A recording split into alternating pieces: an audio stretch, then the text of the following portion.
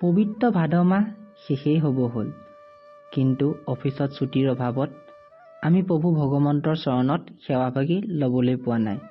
আজি হৈছে দেওবাৰ, সেইবাবে অফিচৰ 4জন বন্ধু মিলি আমি আঠখেলীয়া বৰনামঘৰ দৰ্শন কৰাৰ উদ্দেশ্যে ওলালোঁ। আমাৰ বন্ধু মৃগাংক ঘৰ আঠখেলীয়া বৰনামঘৰ ওচৰতে তিতাবৰ ডকচিয়াল গাঁৱত। পুৱাতে সোনকালে শুই উঠি আমি নামঘৰলৈ বুলি যাত্ৰা আৰম্ভ কৰিলোঁ। টিয়কৰ এখন হোটেলত সোমাই আমি মৰ্ণিং চাহটো খাই ল'লোঁ। যোৰহাট টাউন পাৰ হোৱাৰ পাছত আমি গণপতি বাবাক দৰ্শন পালোঁ, আৰু এফালে যাত্ৰা কৰাৰ সময়ত গণপতি বাবাক দৰ্শন পালে দিনটো ভালে কুশলে যায়। তিতাবৰ নৱালি পোৱাৰ পাছত আমি সোঁফালে সোমালোঁ মৃগাংকৈ ঘৰলৈ বুলি, আৰু এইটো হৈছে তিতাবৰ চাউলৰ ৰিচাৰ্জ চেণ্টাৰটো। ওচৰৰ পৰা আমি ভালদৰে চালোঁ। এতিয়া আহিলোঁ মৃগাংকৰ ডকচিয়াল গাঁৱলৈ বুলি। গাঁৱৰ পৰিৱেশটো কিন্তু খুব ভাল লাগিল দেই। আহি মৃগাংক ঘৰত পোনপ্ৰথমে মই পৰিৱেশটো চাৰিওফালে চাই ল'লোঁ। মৃগাংক মাকে আহি আমাক পানী গিলাচ যোগান ধৰিলে। আমিও মৃগাংক ঘৰতে কাপোৰ কাজ সলাই লৈ নামঘৰলৈ বুলি ওলালোঁ।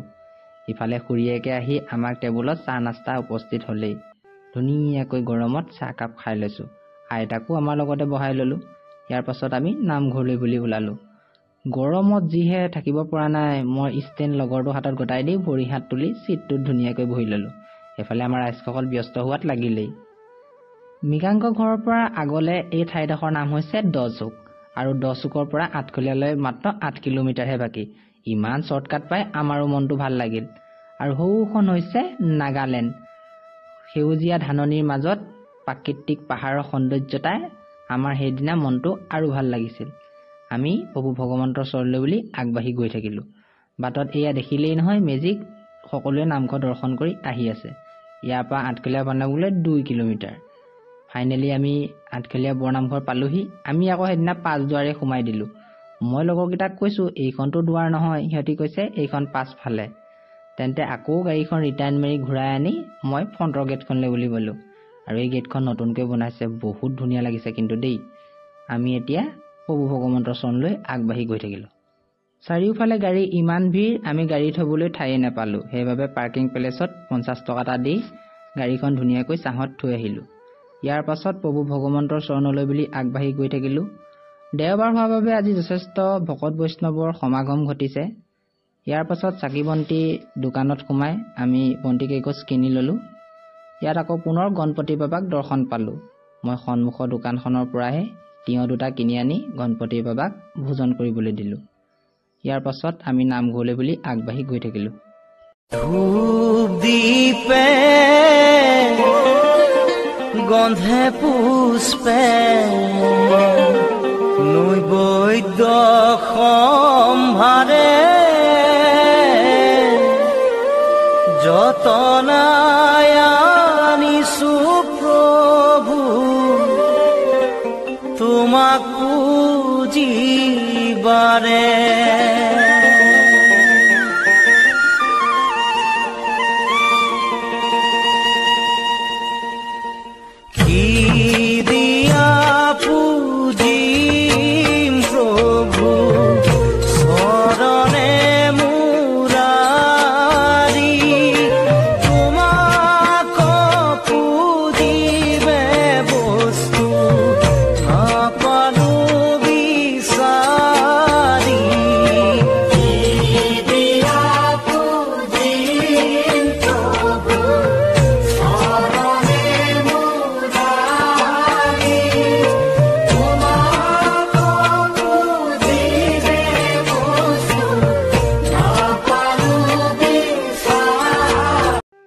বন্তিগছ জ্বলোৱাৰ পাছত মই সেৱাভাগ কৰিবলৈ নামঘৰৰ ভিতৰলৈ আহিলোঁ।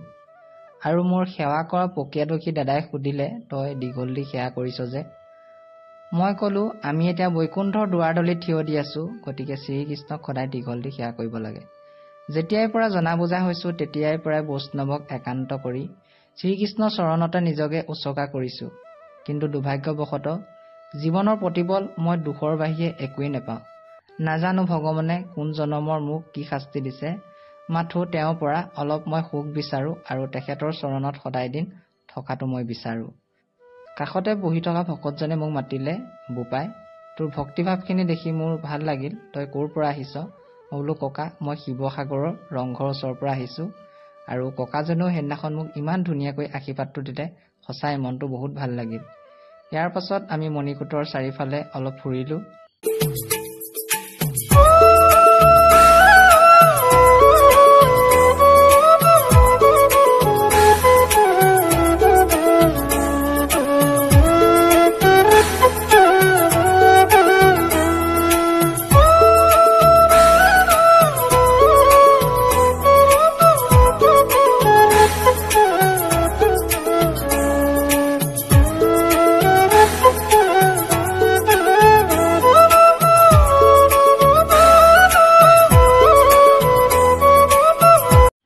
ইয়াৰ পাছত মাহ প্ৰসাদ ল'বলৈ আমি প্ৰসাদৰ গৃহত সোমালোঁ। প্ৰসাদমুঠি লৈ আমি এখন দোকানত সোমালোঁ। মই ভাগিনটোলৈ এখন গাড়ী ল'লোঁ আৰু গাড়ীৰ চাবিকেইটাত লগাবলৈ 2টা লকেট ল'লোঁ। আই লাভ আঠখেলীয়াত এইটো বৰপেটা পাৰ্টিটোৱে ভোজন কৰিবলৈ ইমান ধুনীয়াকৈ বহিছে চাওকচোন। আৰু মই গৰমত কাপোৰ কানি সলকাই দিলোঁ। পোনপ্ৰথমে মৃগাংকৰ ঘৰত আহি ভঁৰালটোৰ পৰাই ভিডিঅ'টো ষ্টাৰ্ট কৰিছোঁ আৰু কাষতে দেউতাই হাঁহি থকা দেখি দেউতাৰ লগতো চেলফি এখন ল'লোঁ। এইফালে খুৰী আৰু মাকে মিলি আমালৈ খানা ঠিক কৰিলে। আজি খানাত কিন্তু ব্যঞ্জন বৰ্ণ বহুত দিছে দেই। এয়া বাহু মাছৰ তৰকাৰী বিলাহী সৈতে আৰু এয়া লোকেল কুকুৰাৰ চিকেন। মৃগাংক আইতাক কিন্তু বহুত ডাঙৰ শিপিনী দেই। তেওঁ নিজৰ হাতে তোলা চানেকিবিলাক আমাক সকলোকে এপিনৰ পৰা দেখাই গ'ল। আৰু এই ময়ূৰী চৰাই চানেকি চাওকচোন, তেওঁ হেনো 3 দিনতে আঁকিছিল। আইতাই কাৰ্টিং এম্ব্ৰইডাৰী সকলোখিনিয়ে জানে। ইমান ধুনীয়াকৈ ফুলবোৰ বাচিছে চাওকচোন। আৰু ইয়াৰ পাছত আমি আগফালে আহিলোঁ আইতাৰ কৰ্মশালাখন চাবলৈ। আৰু আইতাহঁতৰ নিজৰেই কৰ্মশালা আছে। আৰু এই কৰ্মশালাখন আমাৰ প্ৰাক্তন মুখ্যমন্ত্ৰী তৰুণ গগৈ ডাঙৰীয়াই নিজ হাতে অপেনিং কৰিছিল। আহকচোন আইতাৰ মুখেৰে সকলোবোৰ কাহিনী শুনো।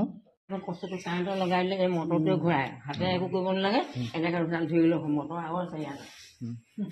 এতিয়া ধান থৈছে, বহুত বস্তু আছে ধান চৰকাৰ দিলে দেই। এই বস্তু তালৈ লৈ গ'লো শাল এইটো চাদৰ মেখেলা আছে। এইবিলাক তাৰমানে এতিয়া শালবিলাক কাটে মানে সেইবোৰ কাটে সেইবোৰ চব লৈ যাম। ইয়াত এতিয়া মানে এই 3 বছৰ দিন একদম হেৰি নাই। এইকেইটা কি বুলি কয়, চেৰেকি ন? এইবোৰ চেৰেকি বুলি কয়, উঘা ন? উঘা নটা বুলি কয়। এইবিলাক এই কথা আছিলে।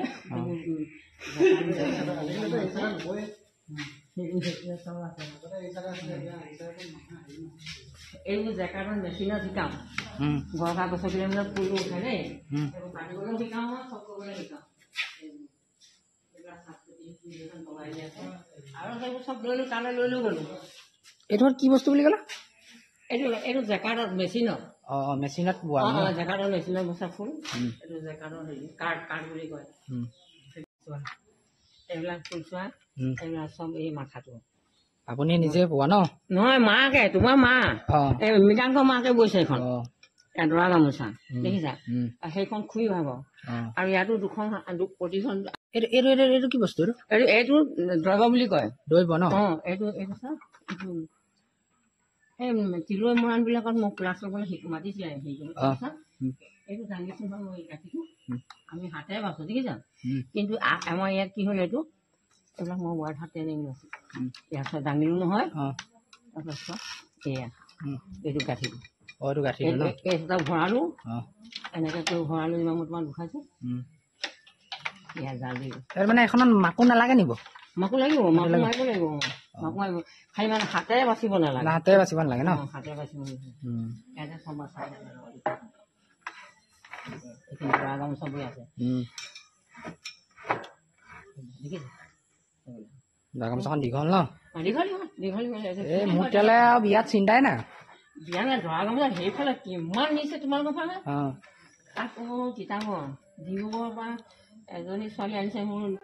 আৰু শেষত মৃগাংকহঁতৰ নামঘৰত সেৱা ভাগি জনাই আমি নিজ গৃহলৈ বুলি আহিলোঁ। ফেমিলিটো এৰি আহিবই মন নাছিলে, একদম নিজৰ আপোন ঘৰৰ গতে লাগিছিল।